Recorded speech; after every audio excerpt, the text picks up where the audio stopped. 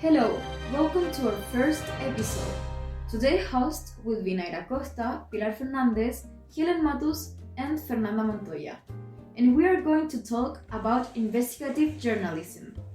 We will explain what it is and how it arises. We also want to focus on the immediacy of current technologies and the crisis of attention. If you're interested in this research, keep listening.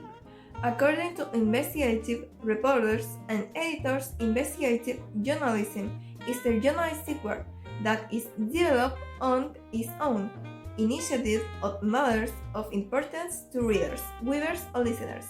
On many occasions, the subjects of such research want them to remain hidden. Investigate journalism needs the media to manifest itself and to reach more readers and masses.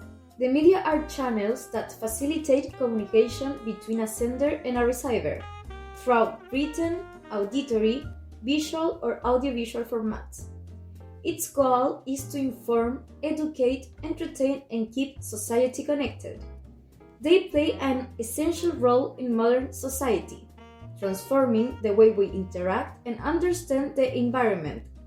Currently, there are two major media: traditional and modern media. Traditional media are television, radio, written press, and cinema, which have been predominant during the 20th century, while modern media are websites, social networks, podcasts, streaming videos that use the internet and information technology to transmit, receive, and process images. Having clarified the means of information that exist, we can move on the central issue and what motivated us to use the strategies of investigative journalism. And that is that we realize that immediacy is no longer an advantage of journalism. To become its main pressure, social networks reward the fast, the interactive, and the massive.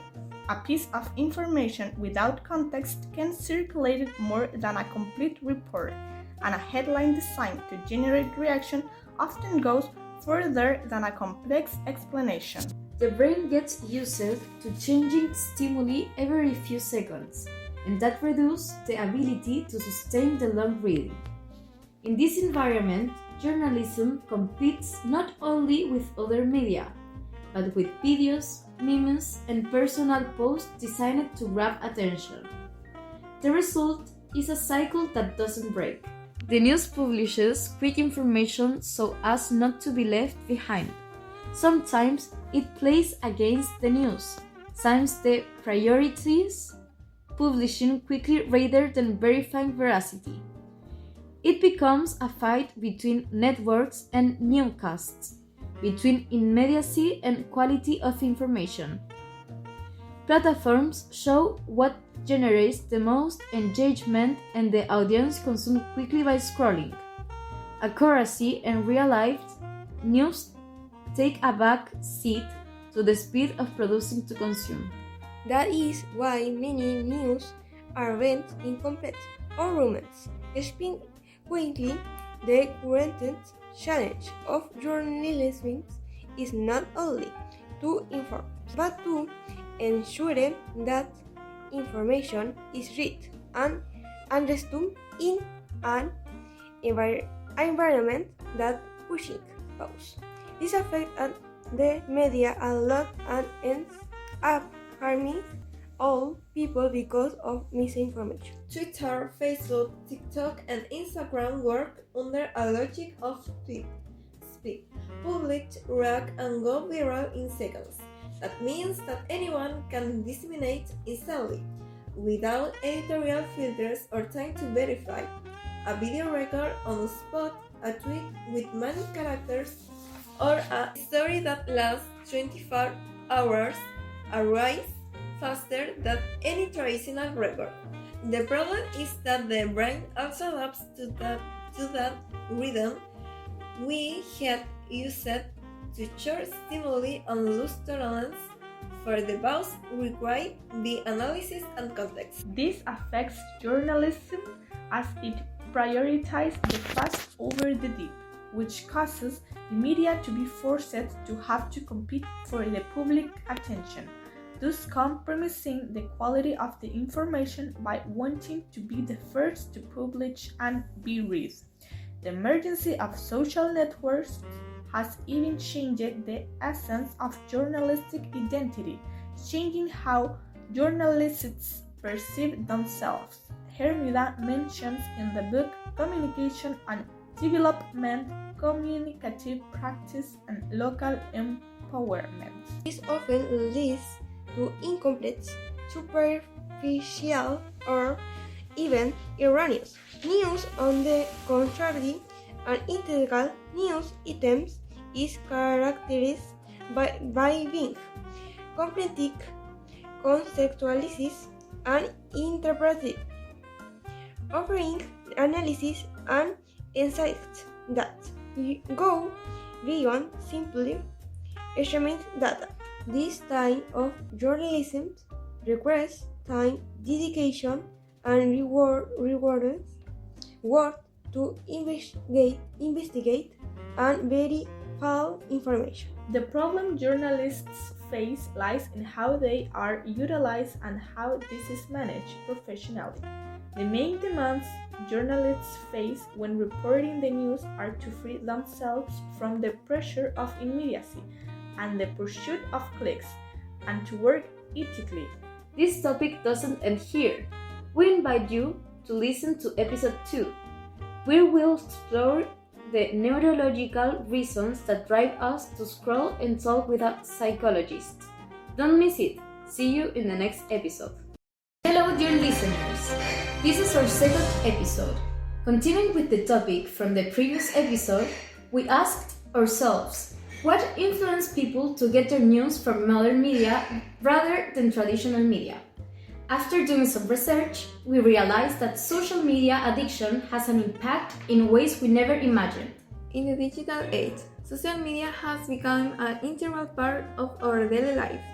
However, behind a simple like lies a more complex reality: social media addiction.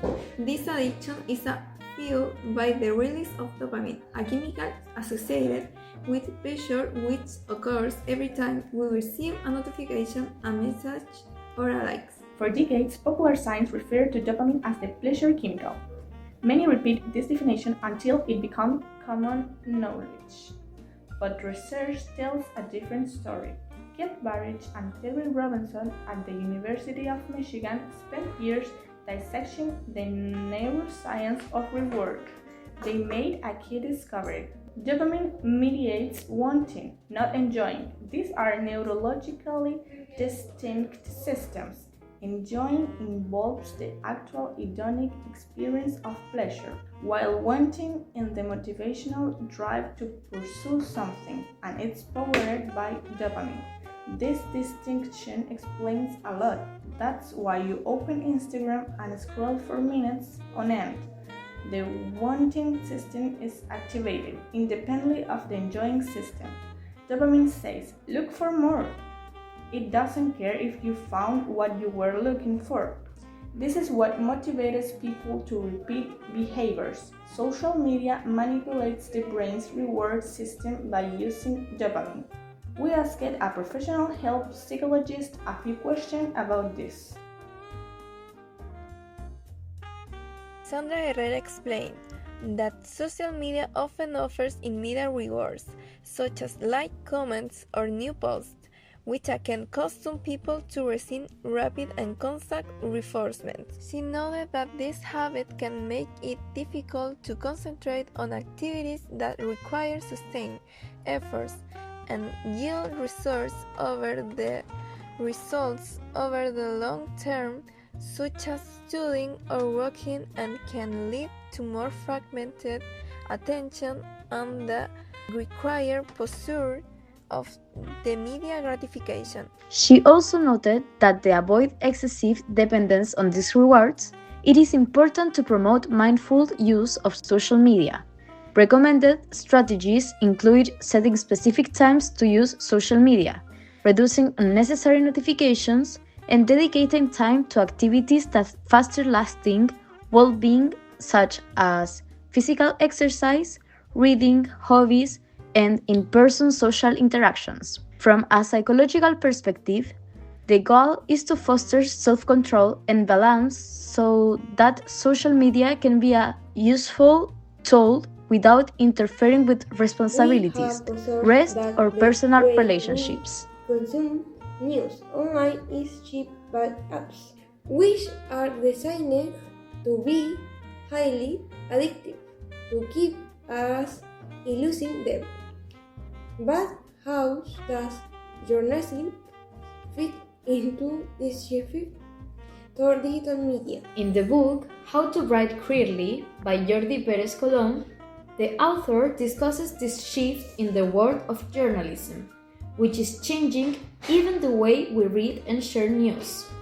He writes, on screens, text doesn't compete for the reader's time with other text the way it does when turning the page of a newspaper. Here, he explains that on our cell phones, there are millions of stimuli that influence our behavior, and our duty in the face of this avalanche of information is to reach the reader. To that end, the author offers some tips on how to write clearly. We shouldn't use language that is so technical, it alienates the reader.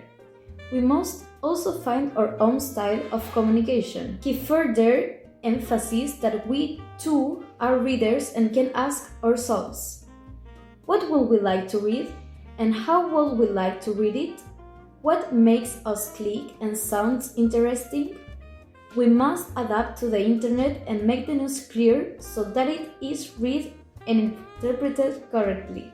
The following are some tips for becoming a digital journalist based on information from the International Center for Journalists Guide to Journalism in the Digital Age. Never make your post longer than 120 characters, especially on Twitter. This way they all be retweeted. It's very helpful to keep posts brief. That way they have a much greater impact, get the clicks you're hoping for from users, and are read quickly.